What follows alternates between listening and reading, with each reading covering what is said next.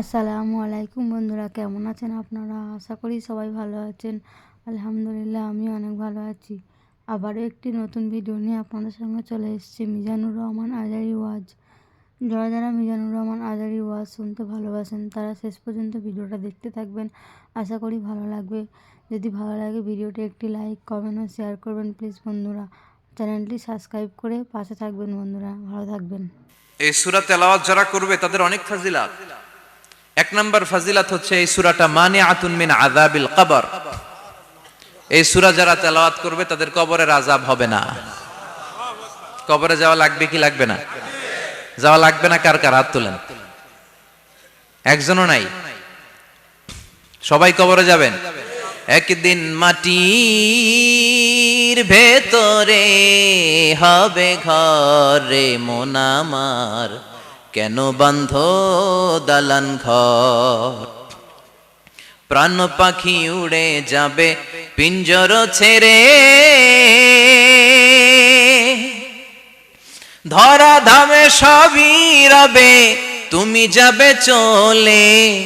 বন্ধু বান্ধব যত, মাতা পিতা দ্বারা সুত, সবই হবে তোমার পরে মন আমার, কেন বান্ধ দালান ঘর?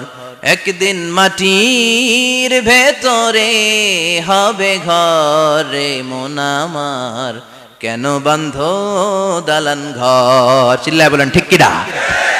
যাওয়া লাগবে, কেউ বাঁচতে পারবে না। দাদা চলে গেল, বাবা চলে গেল, মামা চলে গেল, আমারও যাওয়া লাগবে। আরো সেলিব্রিটি চাই, আরো সম্পদের পাহাড় চাই। ব্যস্ত, আমরা মহা ব্যস্ত। এত ব্যস্ততা কিসের? স্টপ, থামেন, অনেক হয়েছে। আন্না বসেন, একটু ভাবেন।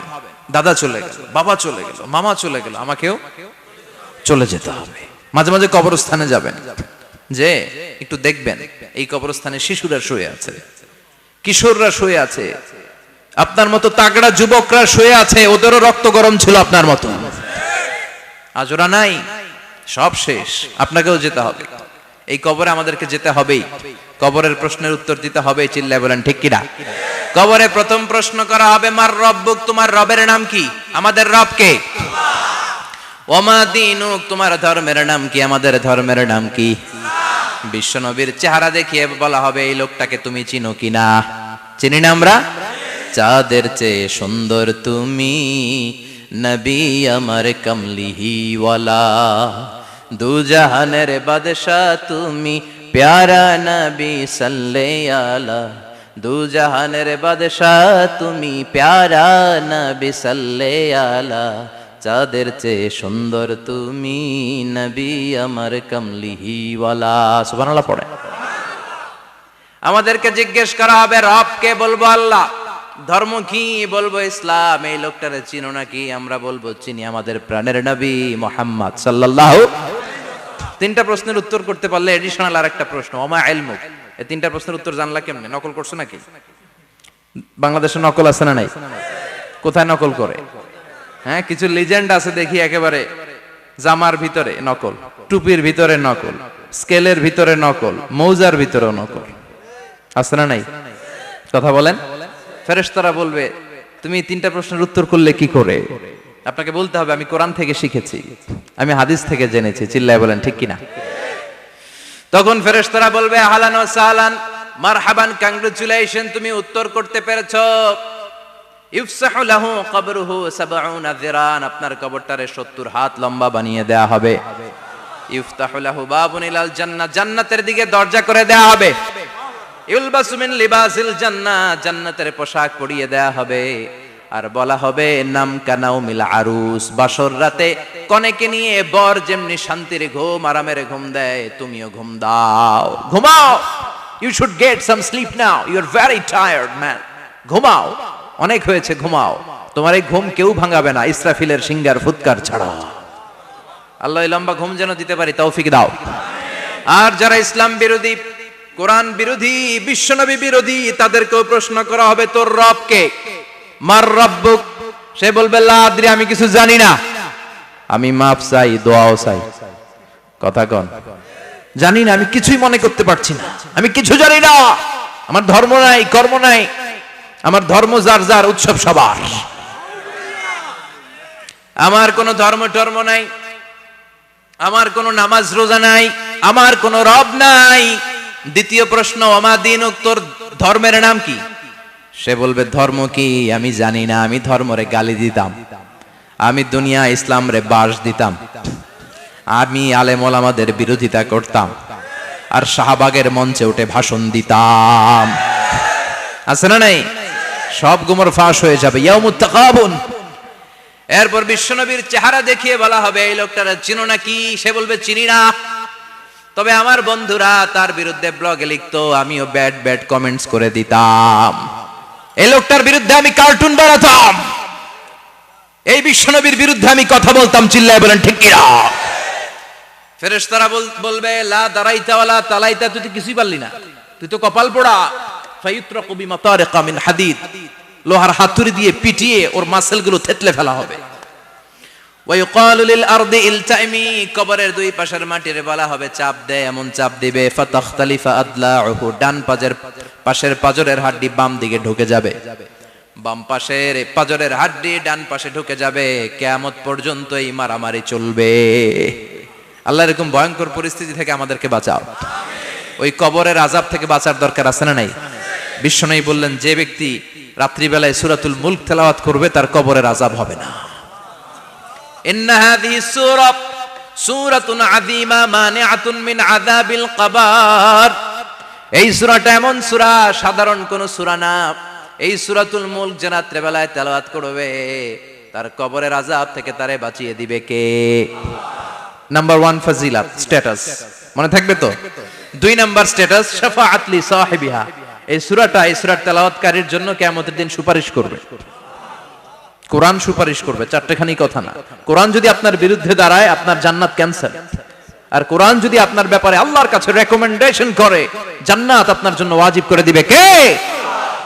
এজন্য বিশ্বনবী বললেন শাফাআত লি সাহিবিহা, কিয়ামতের দিন তেলাওয়াতকারীর জন্য আল্লাহর কাছে সুপারিশ করবে। 2টা গেল। 3 নাম্বার, বিশ্বনবী বললেন খাসামাত আন সাহিবিহা। এই সূরাটা কিয়ামতের দিন এই সূরার তেলাওয়াতকারীর পক্ষ নিয়ে আল্লাহর সাথে ঝগড়া করা শুরু করে দিবে, আল্লাহর সাথে ডিবেট করবে, ঝগড়া করবে, যতক্ষণ না হাত্তা আদখালাহুল্লাহুল জান্নাহ। হাদিসের টেক্সট হচ্ছে যে যতক্ষণ না আল্লাহ তাআলা তাকে জান্নাতে না ঢুকায় ততক্ষণ ওই সূরার তেলাওয়াতকারীর পক্ষ নিয়ে আল্লাহর সাথে বিতর্ক, ঝগড়া, তর্ক চলতেই থাকবে। সুবহানাল্লাহ, আরো আস্তে বলেন। আবার বিশ্বনবী বললেন মান ক্বারা বিহা ফি লাইলাতিন ফাকাদ আকসারা ওয়া আতওয়াবা। রাত্রিবেলা এই সূরাটা যে তেলাওয়াত করবে পুরো রাত্রিটারে বরকতময় করে দিবে কে? এজন্য বিশ্বনবী আবদার করে, আবেদন করে আমাদের কাছে বলে গিয়েছেন, আমি চাই আমার প্রতিটা উম্মতের হৃদয়ে এই সূরাটা গাঁথা থাক, আমি চাই আমার প্রতিটা উম্মতের সিনার ভিতরে এই সূরার 30টা আয়াত গ্রথিত করা থাক। সুবহানাল্লাহ পড়েন। মাত্র 30টা আয়াত মুখস্থ করতে রাজি আছেন? 1 মাসে কয়দিন? প্রতিদিন একটা করে আয়াত মুখস্থ করলে এই সূরা মুখস্থ করতে লাগবে কয়দিন? হ্যাঁ, হোমওয়ার্ক, এটা আপনাদের বাড়ির কাজ। যেহেতু ক্লাসে হোমওয়ার্ক দেওয়া যায় না, আরবিতে বলে আল ওয়াজিব আল মানজিলি। আমি গতানুগতিক তাফসীর করি না, আমি সমাজের খুঁতগুলো ধরে ধরে ডিসকাশনের মতো আমি করি। বিভিন্ন জেলায় যে ওখানকার ইয়াংদের সাথেও বসি, কথা বলি, এটাই আমার তাফসীর, এটাই কোরআনের এক্সপ্লেনেশন এন্ড ইন্টারপ্রিটেশন। এতেই মানুষ উপকৃত হয় বেশি। চিল্লা এখন ঠিক কিনা? তো এটা আপনাদের বাড়ির কাজ, মাইথার দিয়া বাসীদের বাড়ির কাজ। হায়াতে আল্লাহ বাঁচায় রাখলে আবার কখনো দেখা হলে জিজ্ঞেস করবো যে মুলক মুখস্থ হয়েছে কিনা। কে কে মুখস্থ করবেন না হাত তোলেন। সবাই করবেন? এবার কে কে মুখস্থ করবেন হাত তুলে আমার না আল্লাহর দেখান। আল্লাহ তুমি কবুল করো। আরো জোরে পড়েন আমিন। হাত নামান। এই সূরাটা it's an eye opener for you. এটা আপনার চোখ খুলে দিবে। এই সূরাটা আপনার চোখকে খুলে দিবে, আপনার ঘুমন্ত বিবেককে জাগিয়ে তুলবে। স্রষ্টার ব্যাপারে আপনার যদি কোনো সাসপিশন থাকে, সন্দেহ থাকে, এই সন্দেহের পাহাড়কে ভেঙে এই সূরা চুরমার করে দিবে। চিল্লায় বলেন সুবহানাল্লাহ। আল্লাহ ডেকে বলে, গোলাম, কিছু কিছু নাস্তিক আছে আমারে খুঁজে পায় না, এরকম কপাল পোড়া নাদান নাস্তিক বাংলার জমিনেও আছে না নেই? এরা বলে আনসিন ইজ নাথিং, যেটা দেখা যায় না ওটা মানি না, বলে না? Do you see the air in the atmosphere? বাতাসে বায়ুমণ্ডলে যে বাতাস ঘুরে বেড়ায় এটা কি তুমি দেখো? তো মানো কেন? Why do you believe on that? Why do you believe on air? বাতাস বিশ্বাস করস কেন? কপাল পোড়া। নাস্তিকরা বাতাস মানে না, কথা কোন? Do you see the bad headache someone feel in his head and he's shouting? মাথার ব্যথায়, মাইগ্রেনের পেইনে যখন কেউ চিৎকার করে তার মাথার ব্যথা দেখা যায়। আমার এখন প্রচন্ড মাথা ব্যথা যদি হয় আপনারা দেখতে পাচ্ছেন, তো নাস্তিকরা কি মাইগ্রেনের পেইন বিশ্বাস করে না? মাথা ব্যথা বিশ্বাস করে কি করে না? বাতাস বিশ্বাস করে কি করে না?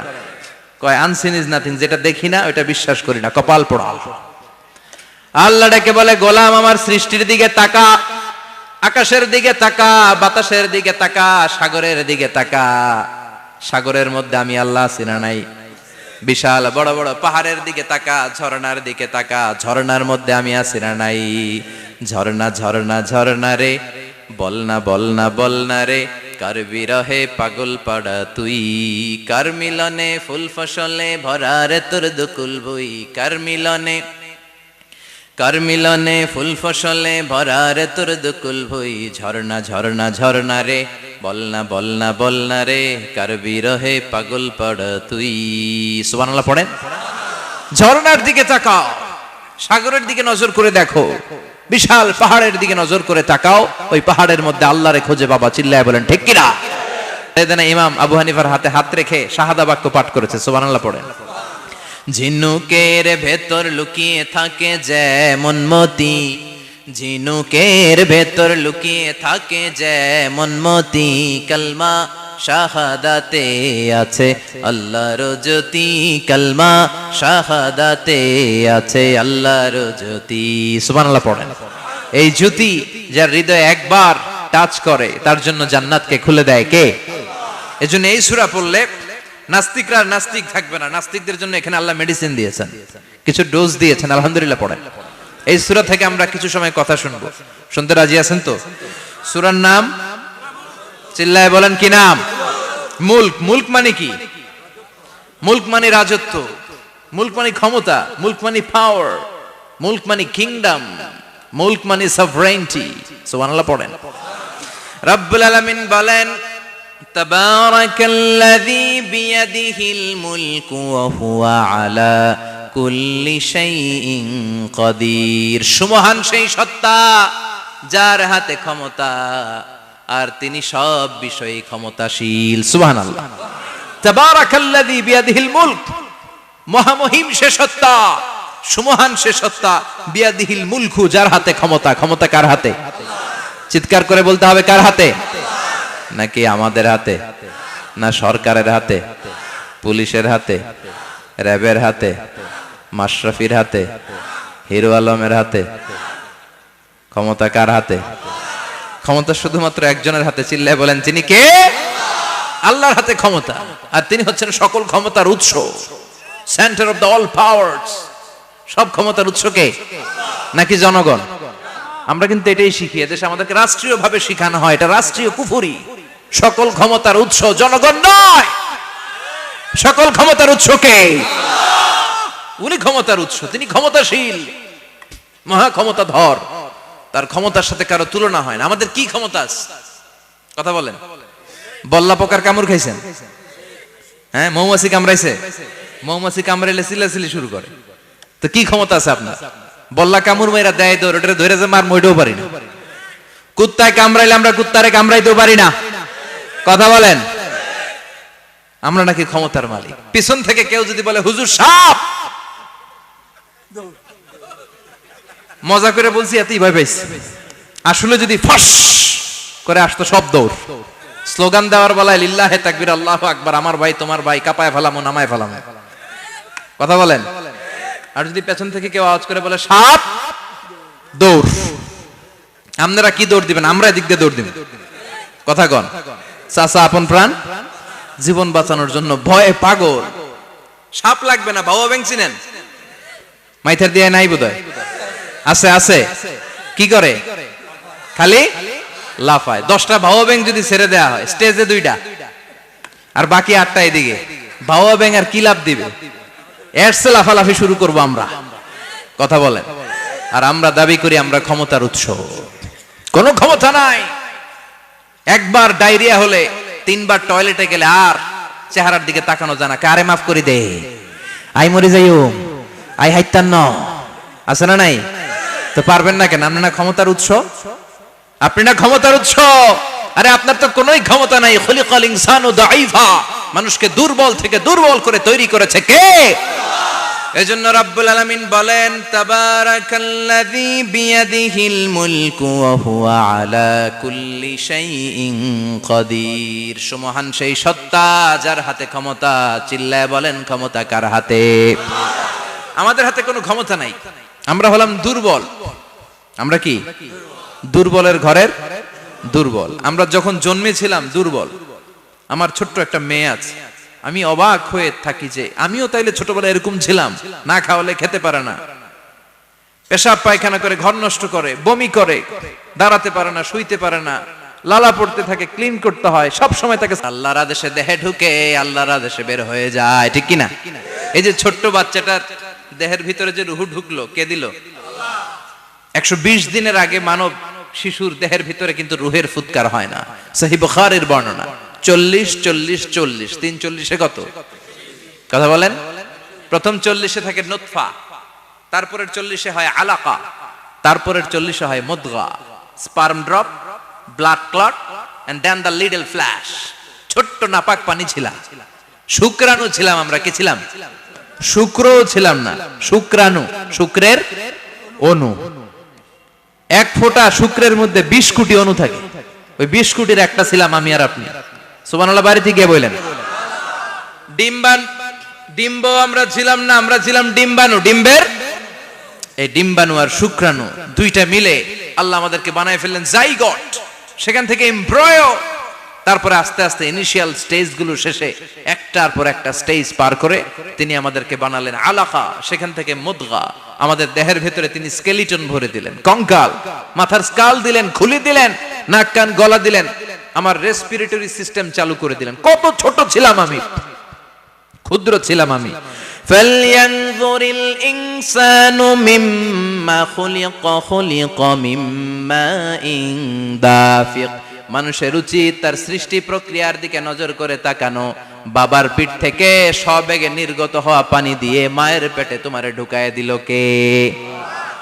নাপাক পানি থেকে ছোট্ট ব্যাঙ্গাচির মতো ছিলাম, জোকের মতো মায়ের জরায়ুর দেয়ালে লেগেছিলাম। সেখান থেকে বড় করতে করতে আমার রেসপিরেটরি সিস্টেম, আমার হেয়ারিং সিস্টেম, আমার সব সিস্টেমগুলো তিনি আমার দেহের ভিতরে সেট করে দিল। চিল্লায় কোন সুবহানাল্লাহ। 120 দিনের সার্টেন পিরিয়ড শেষে তিনি দেহের ভিতরে রুহের ফুৎকার দিলেন।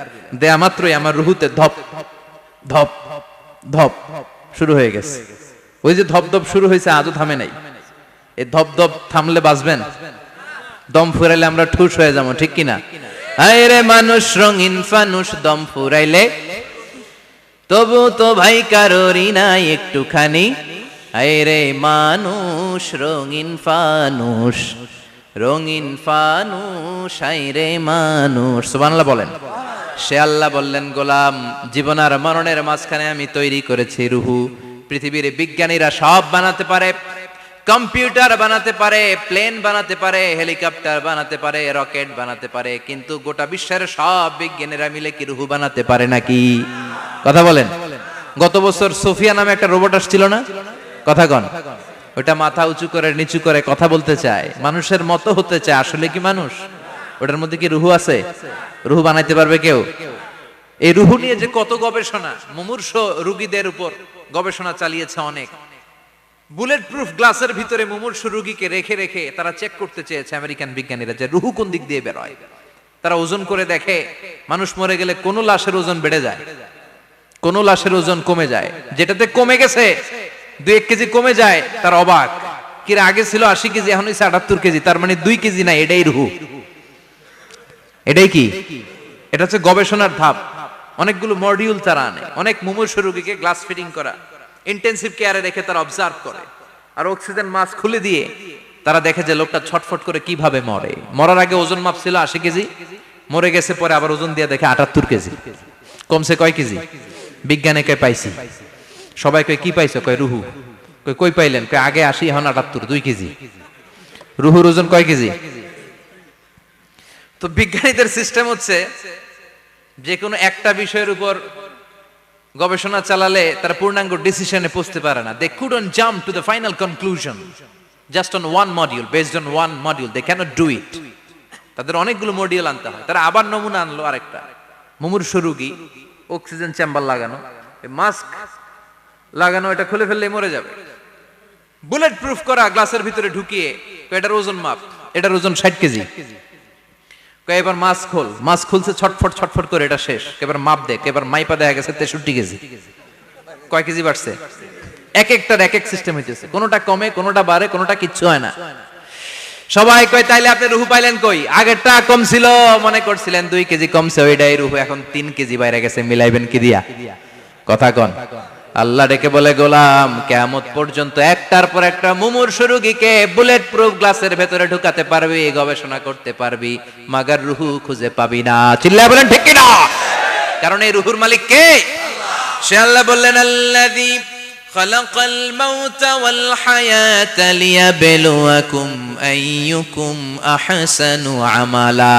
জীবন আর মৃত্যু বানালাম তোমাদেরকে পরীক্ষা করার জন্য। পরীক্ষা আছে না নাই? গোটা দুনিয়াটাই পরীক্ষা। আল্লাহ যারে পছন্দ করে বেশি তার পরীক্ষাও। আসাদুন নাসি বালাআন আল আম্বিয়া। এই পৃথিবীতে আল্লাহ সবচেয়ে বেশি বালা মুসিবত দিয়ে পরীক্ষা করেছেন নবীদের।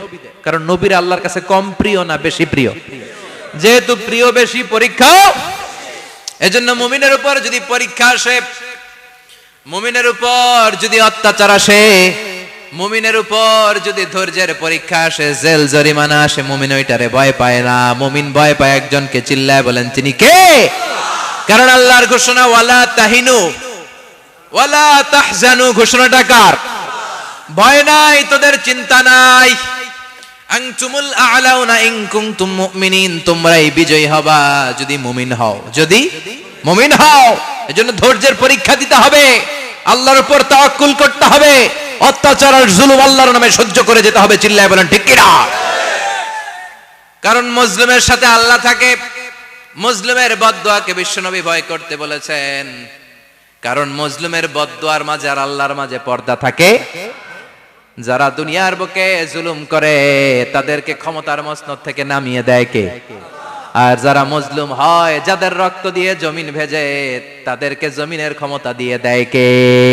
আর যারা রক্ত ঝরায়, ইতিহাস বলে তারা শেষ পর্যন্ত প্রাণ আর জান নিয়ে পালাবার জায়গাটা পায় না। চিল্লায় বলেন ঠিক কি না? এজন্য মুমিন খুব ভালো করে জানে, রাত্রি যত গভীর হয়, সুবহে সাদিকের সময় কাছে আসতে থাকে। গর্ভবতী নারীর পেটের জ্বালা যন্ত্রণা, ব্যথার পেইন যত বাড়ে, নতুন মেহমান আগমনের সময় কাছে আসতে থাকে। তেমনি ইসলামের পক্ষের শক্তির উপর যদি অত্যাচার, অনাচার, স্টিম রোলার বেড়ে যায়, এটা প্রমাণ করে ইসলামের বিজয়ের সময় কাছে আসতে শুরু করেছে। চিল্লায় বলো ঠিক কি না?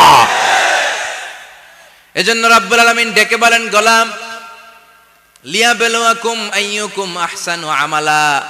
কে ভালো আমল করো, কে খারাপ আমল করো, এজন্য আমি জীবন মরণ তৈরি করেছি। চিল্লায় কোন ঠিক কি না? এরপর আল্লাহ বললেন, ওয়ালাকাদ যায়্যানাস সামাআদ দুনিয়া বিমাসাবিহা ওয়া জাআলনাহা রুজুমান লিশ-শায়াতিন। সুবহানাল্লাহ বলেন। ওয়ালাকাদ যায়্যানাস সামাআদ দুনিয়া। মাইকম্যান কোথায়? সাউন্ডটা বাড়াও। এত দুর্বল কেন তোমার সাউন্ড? মনে হচ্ছে আমি মাইক ছাড়া কথা বলছি। সাউন্ডটাকে স্ট্রং করো। ওয়ালাকাদ যায়্যানাস সামাআদ দুনিয়া। I have beautified the closer sky with candles, with light and stars. আল্লাহ বললেন, আমি দুনিয়ার আকাশকে তারা দিয়ে সুশোভিত করেছি। আকাশে তারা আছে না নাই? এগুলো এমনি এমনি হয়েছে না? তৈরি করছে কে? বিশ্বাস হয়? কোনো সন্দেহ আছে? এখন তো লাইটিং ফাইটিং এর যুগে তারার